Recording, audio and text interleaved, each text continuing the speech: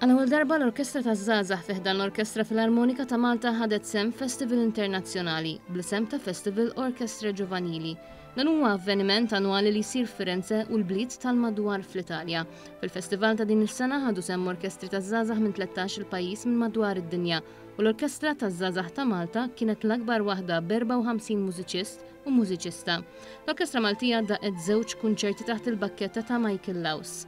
Ftit mumenti qabel it-tieni kunċert is-Sur Mast Michael Laws stenna kif din l-esperjenza ġdida tqanqal fih ħafna sodisfazzjon u anke Firenze rnexxielhom iġorru l-aspett Malti fil-mużika tagħhom. Hija esperjenza ġdida l-ewwel tur li jagħmlu barra minn Malta l-Orkestra taż-Żgħażagħ Nazzjonali ta' Malta u għalihom hija esperjenza sabiħa nista' ngħid anke għalija li nivvjaġġa nagħmel mużika ma' daż-żgħażagħ hija esperjenza verament sabiħa li nħossha tieni ħafna għalija.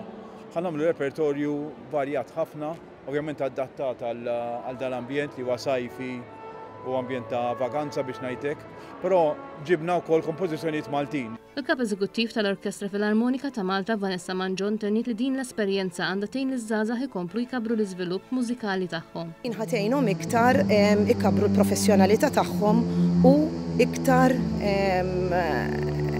tkabrilhom l-aspettattivi u r-reżiljenza fejn jidħlu ċertu biżgħat mużikali u tagħmel iktar il-qudiem għall-futur tal-orkestra tagħna iktar sostenibbli għax ikun hemm iktar mużiċisti minn fejn jintażlu.